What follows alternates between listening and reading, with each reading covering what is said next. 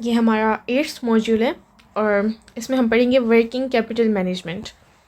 तो working capital हमारे पास क्या चीज़ है?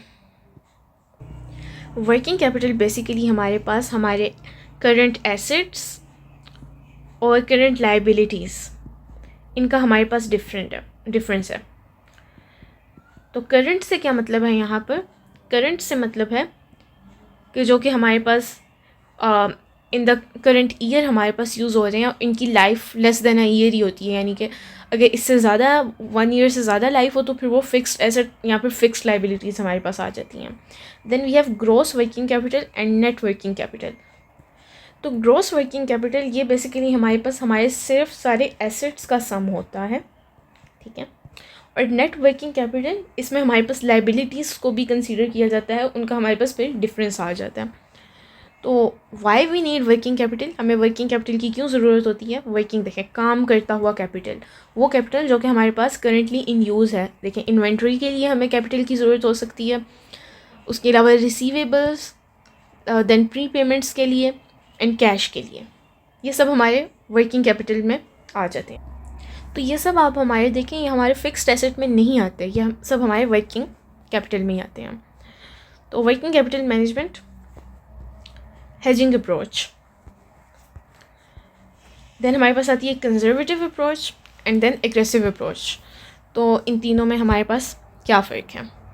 तो हेजिंग अप्रोच जो सी है हमारे पास कैपिटल मैनेजमेंट की, hedging approach is a short term financing for temporary requirement.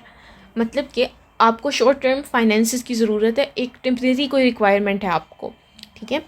और long term financing for permanent working capital requirement.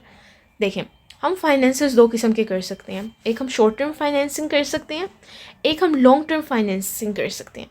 Hedging approach हमें क्या कहती है? फाइनेंसिंग किस तरह करो, वो हमें कहती है आपको कोई टेम्परेरी ज़रूरत पड़ गई है, ठीक है। फॉर एग्ज़ाम्पल, आपको कोई लैंड नहीं ख़रीदना जो कि आपकी एक फ़िक्स्ड ज़रूरत है, कोई टेम्परेरी ज़रूरत है, तो उसके लिए आप शॉर्ट टर्म फाइनेंसिंग करोगे। और लॉन्ग टर्म फाइनेंसिंग आप कब करोगे? जब आपको परमानेंट वर्किंग कैपिटल की ज़रूरत है। तो देखें, हेजिंग और maturity matching approach, a method of financing where each asset would be offset with a financing instrument of the same approximate maturity। Basically बहुत सिंपल वर्ड्स में आप क्या कर रहे हैं? आप ये कर रहे हैं कि एक एसेट की जितनी लाइफ है आप उसके साथ मैच कर रहे हैं उन लोन्स को जो कि आपने उनके लिए अदा करने हैं, ठीक है। मतलब कि अगर एक एसेट की लाइफ ही हमारे पास शॉर्ट टर्म है, आपको एक एसेट की ज़रूरत है, फॉर एग्ज़ाम्पल एक सॉफ्टवेयर का लाइसेंस है जो कि आपका 6 महीने तक चलेगा, ठीक है। तो ये एक शॉर्ट टर्म आपकी नीड है। तो इसके लिए आप जो आपने पेमेंट करनी है, जो लोन आपने अदा करना है या कुछ भी, वो भी आपका फिर शॉर्ट टर्म ही होना चाहिए। तो आपने क्या करना है? मैच करना है कि दोनों की जब मेच्योरिटी हो जाए, यानी कि जब आपका वो 6 मंथ्स का एसेट है वो मेच्योर हो जाएगा 6 मंथ्स में, तब भी आपके वो लोन्स भी अदा हो जाएं। तो इसका आप देखें, एक उन्होंने ग्राफ सा दिया हुआ है, देखें ये हमारे पास टाइम है और ये हमारे पास अमाउंट है जो हमने पे करनी है। तो फिक्स एसेट जो से हैं उनकी अमाउंट भी हमारे पास कम है, ठीक है। देन हमारे पास आ जाते हैं, यानी कि आपने डिसाइड कर लिया कि फ़िक्स्ड एसेट के लिए मैंने इतनी ही डॉलर अमाउंट को यूज़ करना है, ठीक है। देन उससे ऊपर जो हमारे पास करंट एसेट्स के लिए है, उसके लिए ये आपने एक मैयर कर लिया कि यहाँ से यहाँ तक इतनी एक फ़िक्स डॉलर अमाउंट आ जाएगी, इससे ज़्यादा मैंने यूज़ नहीं करना। देन ये ऊपर जो शॉर्ट टर्म फाइनेंसिंग है आपके पास, कि आपको शॉर्ट टर्म बीच में ज़रूरत पड़ गई है। अब देखें, कुछ करंट एसेट हम लॉन्ग टर्म फाइनेंसिंग से भी दे रहे हैं, ठीक है। फिक्स्ड एसेट तो हमने सारे ही लॉन्ग टर्म फाइनेंसिंग से दिए हैं, उसमें शॉर्ट टर्म फाइनेंसिंग का जिक्र ही नहीं है, ठीक है। लेकिन लॉन्ग टर्म फाइनेंसिंग थोड़ी सी हम करंट एसेट्स के लिए भी रखी है। लेकिन कुछ करंट एसेट, अब देखें, कुछ करंट एसेट हमारे पास शॉर्ट टर्म फाइनेंसिंग के ज़रिए भी हैं। यानी कि सिंपली देखें, अगर मैं आपको बताऊं, फिक्स्ड एसेट हमारे पास लॉन्ग टर्म फाइनेंसिंग, ठीक है, LT से मैं लिख रही हूँ। देन करंट एसेट जो से हमारे पास हैं वो आधे लॉन्ग टर्म फाइनेंसिंग से और कुछ शॉर्ट टर्म फाइनेंसिंग से हम हासिल कर रहे हैं। देन जो हमारे पास देखें, शॉर्ट टर्म फाइनेंसिंग किस में आ रही है? सिर्फ करंट एसेट्स के लिए ही आ रही है, ओके हो गया। और लॉन्ग टर्म फाइनेंसिंग सिर्फ फिक्स्ड एसेट के लिए और थोड़ी सी करंट एसेट के लिए। फिक्स्ड एसेट में हमारे पास शॉर्ट टर्म फाइनेंसिंग का जिक्र नहीं है बिल्कुल भी। देन हमारे पास आ जाती है conservative approach of working capital management. Conservative approach क्या है? Some part of temporary requirement of working capital is met by long term financing. Hedging approach में हमने क्या देखा था कि टेम्परेरी रिक्वायरमेंट के लिए हम हमेशा शॉर्ट टर्म फाइनेंसिंग ही यूज़ कर रहे थे, लेकिन कंजर्वेटिव अप्रोच में हम क्या कर रहे हैं, वर्किंग कैपिटल के लिए जो हमें टेम्परेरी ज़रूरत है थोड़ी सी हम उसमें लॉन्ग टर्म फाइनेंसिंग को भी यूज़ कर रहे हैं। इसका हमारे पास कुछ ऐसे हैं कि देखें, लॉन्ग टर्म फाइनेंसिंग से आप फिक्स्ड एसेट तो दे रहे हैं, देन आपके पास वर्किंग कैपिटल है वो भी आप लॉन्ग टर्म फाइनेंसिंग से अब दे रहे हैं, ये लॉन्ग टर्म फाइनेंसिंग की रेड लाइन है। देन कुछ टेम्परेरी जो वर्किंग कैपिटल है वो भी आपका लॉन्ग टर्म फाइनेंसिंग में थोड़ा सहारा है, देन बाकी का आपके शॉर्ट टर्म में आ जाता है। और बाकी जो हमारे पास इसके बीच में आइडल फंड्स, ये ऐसे फंड्स हैं जो कि आइडल पड़े हैं, इनका कोई अभी काम नहीं है। In conservative approach, the amount of profit is minimum and the cost of financing is minimum. यानी कि इसमें हमारे पास प्रॉफिट भी मिनिमम होगा, लेकिन कॉस्ट ऑफ फाइनेंसिंग जो हमें फाइनेंस करने की कॉस्ट पड़ रही है वो भी मिनिमम होगी। Then we have aggressive approach of working capital management. Aggressive approach में क्या होता है, some part of permanent requirement of working capital is met by short term financing. अब ये एग्रेसिव अप्रोच सबसे ही अलग है। पहले जो हमारे पास परमानेंट रिक्वायरमेंट थी वो हमेशा ही लॉन्ग टर्म फाइनेंसिंग से पूरी हो रही थी, बट इसमें परमानेंट रिक्वायरमेंट को भी शॉर्ट टर्म से फाइनेंस किया जा रहा है, तो ये काफ़ी एग्रेसिव अप्रोच है। जैसा कि आप इसमें देख सकते हैं, फिक्स्ड एसेट जोन से हैं हमारे पास, और ये जो परमानेंट वर्किंग कैपिटल है जो हमें परमानेंट ज़रूरत चाहिए, ये भी हमारे पास शॉर्ट टर्म फाइनेंसिंग, ये शॉर्ट टर्म फाइनेंसिंग की लाइन हमारे पास परमानेंट वर्किंग कैपिटल में भी आ रही है। इन एग्रेसिव अप्रोच हमारे पास प्रॉफिट मैक्सिमम होता है और कॉस्ट ऑफ फाइनेंसिंग मिनिमम होती है, क्योंकि शॉर्ट टर्म के लिए हमारे पास शॉर्ट टर्म जो फाइनेंसिंग करेंगे उसकी कॉस्ट मिनिमम होगी ना, और लॉन्ग टर्म के लिए मैक्सिमम होगी। ओके, देन हमारा टॉपिक है अकाउंट रिसीवेबल मैनेजमेंट, और इसमें हम पढ़ेंगे credit policy. Credit policy, credit period and collection period, ये हमारे पास कौन से पीरियड्स हैं? Credit period basically in very easy words हमारे पास वो टाइम है जो कि सेलर अलाउ करता है बायर को, एक डेडलाइन सेट कर देता है कि इससे पहले पहले आपने मेरी पेमेंट मुझे कर देनी है। और कलेक्शन पीरियड हमारे पास वो एक्चुअल टाइम है, एक्चुअल अमाउंट ऑफ टाइम जो कि हमें, जिसमें हमें हमारा कैश वापस मिलेगा, सेलर को एक्चुअली बायर उसकी पेमेंट कर देगा। Then we have credit terms 2/10 and N/30। ये बेसिकली हमारे पास एक अर्ली पेमेंट डिस्काउंट के लिए, इसमें हमें डिस्काउंट मिलता है। कैसे डिस्काउंट मिलता है इसमें हमें?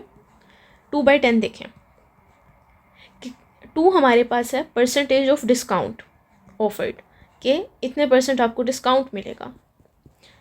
10 ये नंबर ऑफ डेज़ हैं कि इतने दिनों के अंदर पेमेंट कर दी तो हमें 2% डिस्काउंट मिलेगा। ठीक हो गया।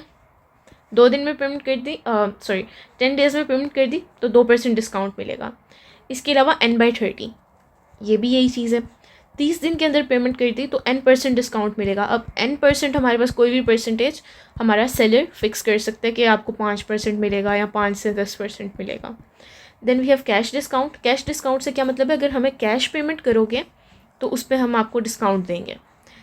Then we have maximum amount of credit के अच्छा, पॉलिसी का वैसे ये मतलब होता है कि क्या रूल्स हैं हमारे पास क्रेडिट के लिए ना, तो ये वो रूल्स बताए गए हैं।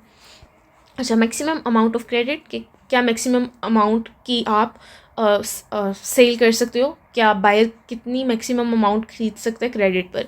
देन क्रेडिबिलिटी के जो ख़रीद रहा है उसकी क्रेडिबिलिटी भी होनी चाहिए कि हाँ जी भाई इसको हम अपना एसेट सेल तो कर रहे हैं, ये बाद में हमें हमारी पेमेंट कर भी देगा। Then we have credit worthiness, ये क्रेडिबिलिटी से काफ़ी मिलती जुलती चीज़ है। Like credit rating, credit worthiness कैसे देखी जाती है? क्रेडिट रेटिंग के ज़रिए कि इस बंदे की क्या रेटिंग है या फिर इस कंपनी की क्या रेटिंग है, ये अपना क्रेडिट कितने उतारते हैं, वापस करते हैं या फिर नहीं करते, या फिर कितना लेट करते हैं। देन स्टैंडर्ड, अच्छा अब ये क्रेडिट रेटिंग हमारे पास कौन कौन सी है, इसमें क्या क्या हमारे पास लेवल्स हैं। तो एक है स्टैंडर्ड एंड पुअर, मूडीज़, बैकरा, इन सब ने अपना वो दिया हुआ है, एक स्केल कहने दिया हुआ है। स्टैंडर्ड एंड पुअर ने दिया है अपना एक स्केल क्रेडिट वर्थिनेस का, मूडीज़ ने दिया है, बैकरा ने दिया है।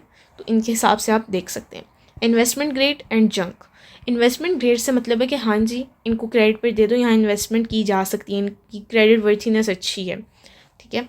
एंड जंक, जंक का मतलब है बिल्कुल ही बेकार कंपनी है, यहाँ पर इन्वेस्ट करने का कोई फ़ायदा नहीं है। Then we have account receivable management part 2।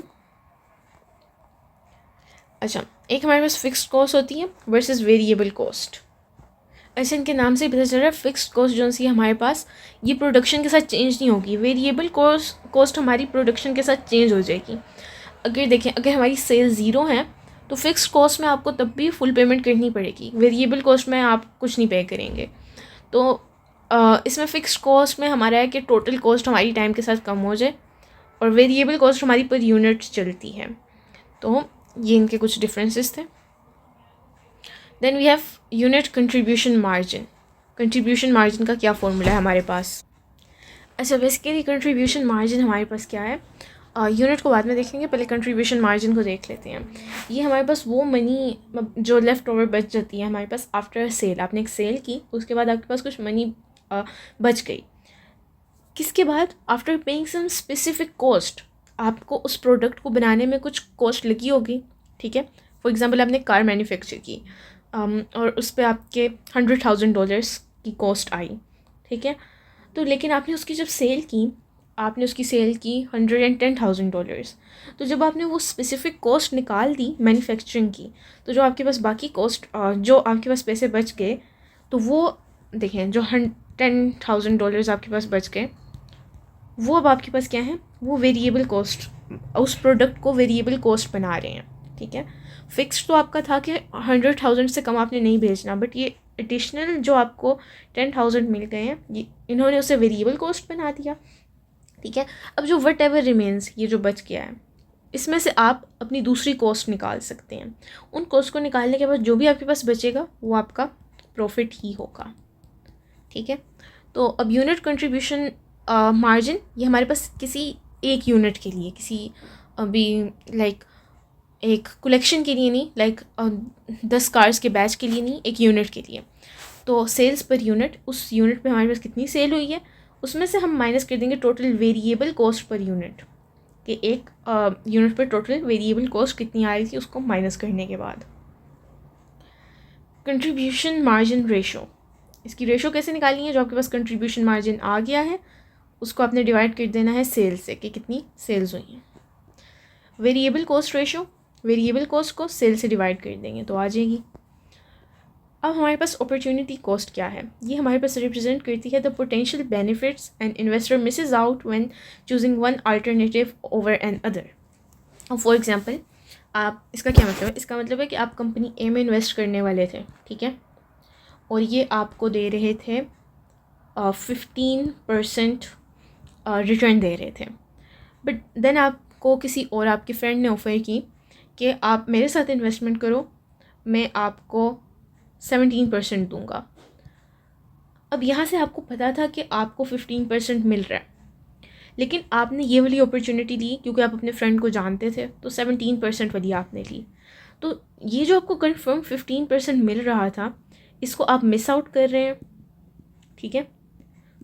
तो दूसरी अपॉर्चुनिटी लेने की वजह से आपको जो अपॉर्चुनिटी आपने मिस आउट कर दी वो आपको कॉस्ट हो गई ना, तो इसको हम कहते हैं अपॉर्चुनिटी कॉस्ट, कि एक अपॉर्चुनिटी लेने की वजह से जो आपको कॉस्ट पड़ती है कि आपको ये वाला नहीं मिल रहा है जो कि आपको पक्का पता था मुझे इतना प्रॉफिट मिलेगा, तो इसे हम अपॉर्चुनिटी कॉस्ट कहते हैं। कि आप जब एक अल्टरनेटिव चूज़ कर रहे होते हैं तो जो आप मिस आउट करते हैं पोटेंशियल बेनिफिट्स, उसे हम अपॉर्चुनिटी कॉस्ट कहते हैं।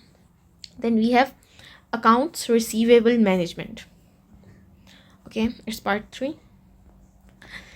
क्रेडिट पॉलिसी डिसीजंस, कि इसकी बेस पे हम क्या डिसीजन करते हैं, डिसीजन करते हुए कौन से पॉइंट्स कंसीडर करने चाहिए।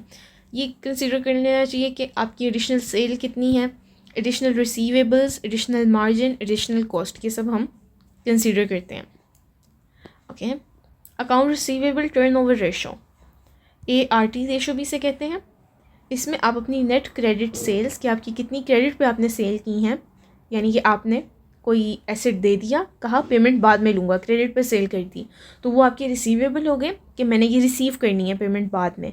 तो जितनी आपने क्रेडिट पर सेल की है उसको डिवाइड कर दें एवरेज अकाउंट रिसीवेबल से, जितने आपने रिसीव करने हैं, तो आपके पास अकाउंट रिसीवेबल टर्नओवर रेशो आ जाएगी।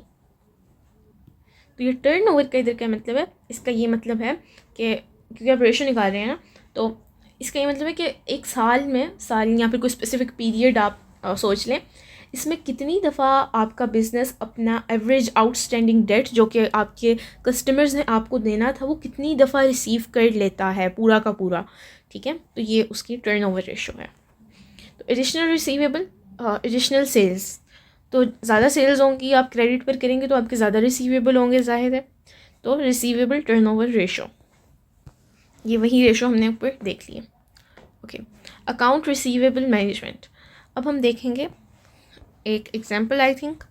ओके, सेलिंग प्राइस है हमारे पास एक आइटम की ₹10 पर यूनिट, वेरिएबल उसकी कॉस्ट है ₹8 per unit, contribution margin ₹2 per unit, current cell आपकी हैं आई गेस 24 लाख।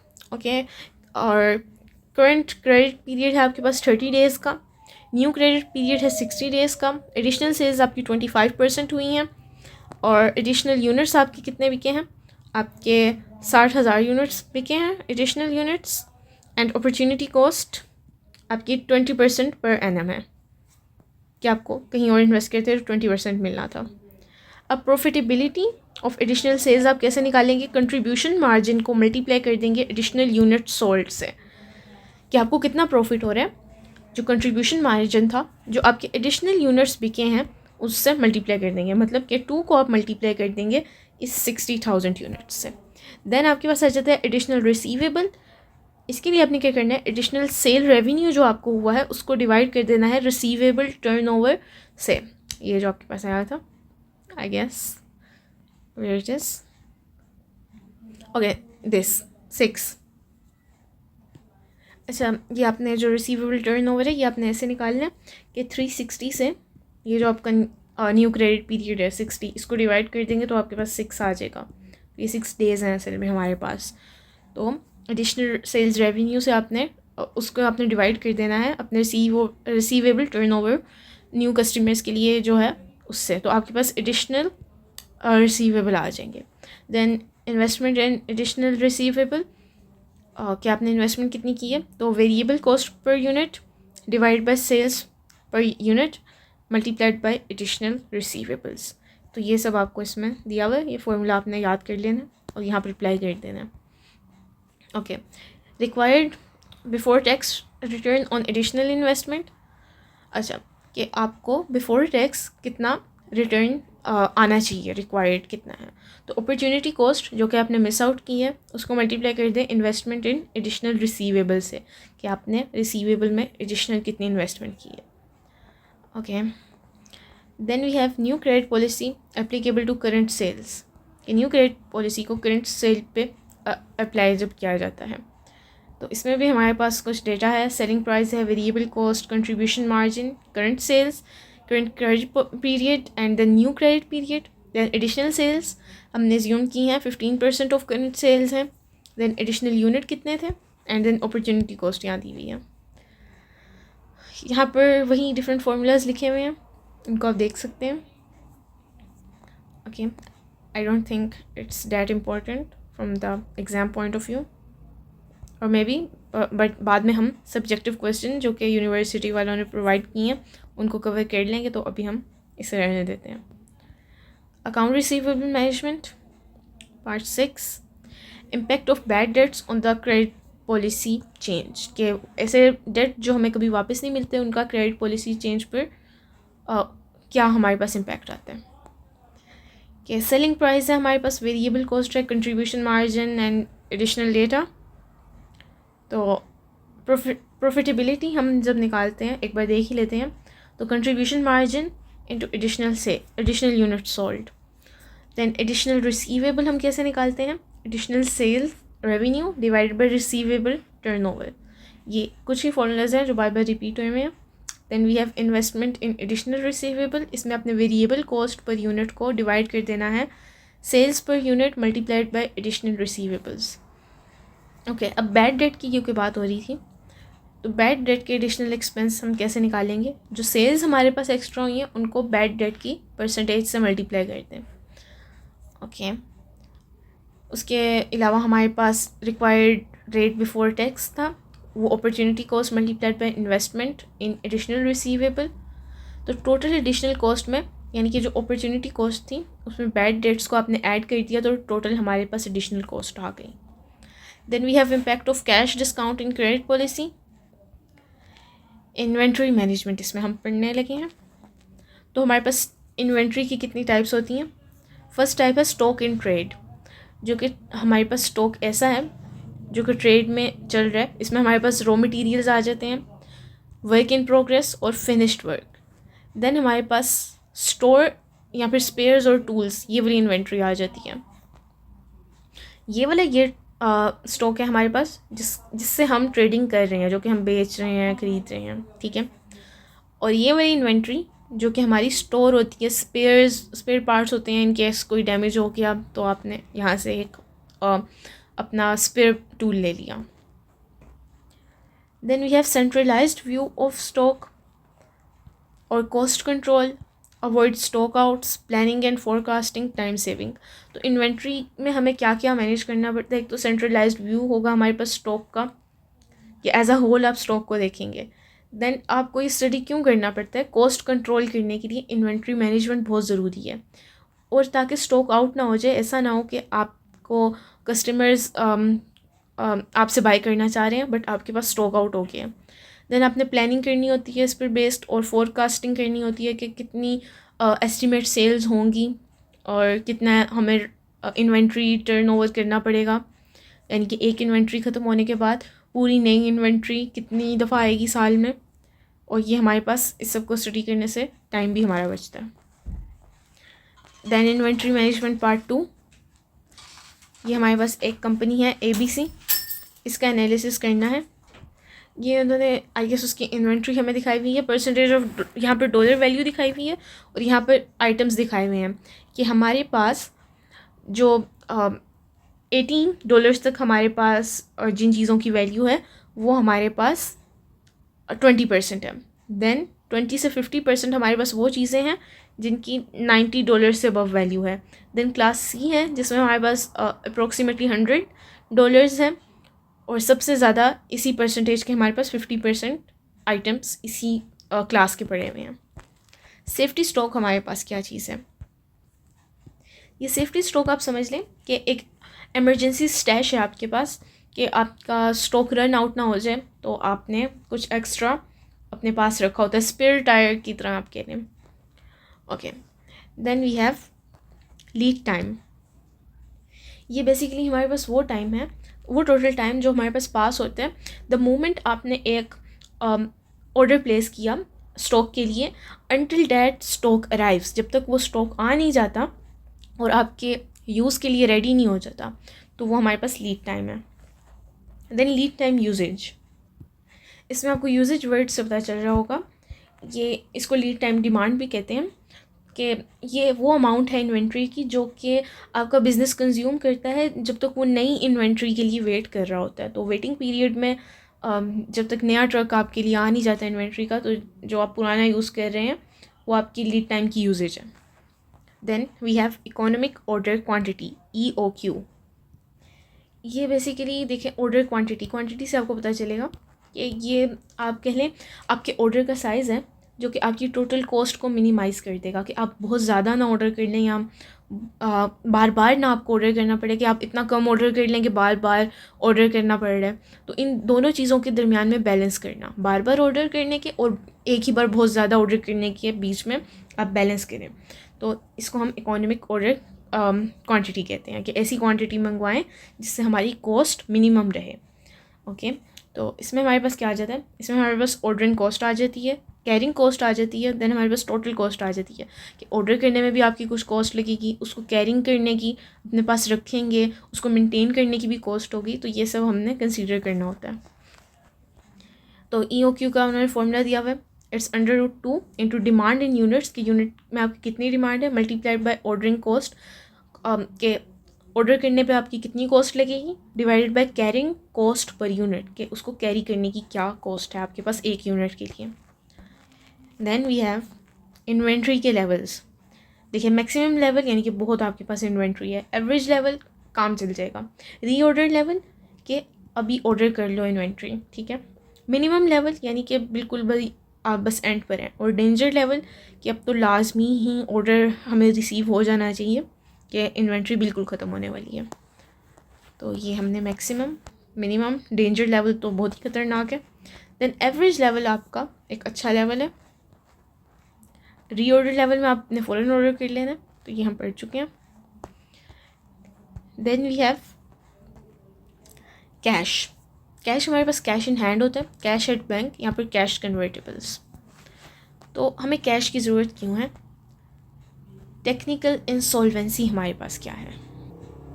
कैश की ज़रूरत हमें बहुत चीज़ों के लिए है, कुछ पेमेंट आप कैश पे ही कर सकते हैं, आपने डिविडेंड कैश पे करना हो सकता है, ठीक है, तो cash is very important thing. लेकिन अगर अब आप कैश इन हैंड ही रखेंगे तो ये आपको कोई प्रॉफिट नहीं देगा, तो ये भी डेंजरस है एक बिज़नेस में, क्योंकि बिज़नेस का मेन गोल तो हमारे पास प्रॉफिट्स को मैक्सिमाइज़ करना है। कैश एट बैंक्स, आपको बैंक में कुछ प्रॉफिट हो सकता है, और कैश कन्वर्टेबल ऐसी चीज़ें जिनको आप फ़ौरन कैश में कन्वर्ट कर सकते हैं। अच्छा, व्हाट इज़ टेक्निकल इंसॉल्वेंसी, ये हमारे पास एक ऐसी फाइनेंशियल कंडीशन होती है जहाँ पर हमारी कंपनी पेपर्स पर बैंकरप्ट हो जाती है, बिकॉज इसकी टोटल जो सी हमारे पास लाइबिलिटीज़ होती हैं वो एक्सीड कर जाती हैं टोटल एसेट्स को। तो ये काफ़ी स्केरी बात है सुनने में, मगर टेक्निकल इंसॉल्वेंसी का ये मतलब नहीं है कि आपके पास कैश नहीं है, हो सकता है आपके पास कैश हो बट, और लेकिन वो कैश आपके बैलेंस शीट पर शो नहीं हो रहा। सो टेक्निकल इंसॉल्वेंसी ये है। इसके अलावा वैसे हमारे पास कैश इंसॉल्वेंसी भी होती है कि हो सकता है हमारे एसेट ज़्यादा हो लेकिन हमारे पास बिल पे करने के लिए कैश ही नहीं है।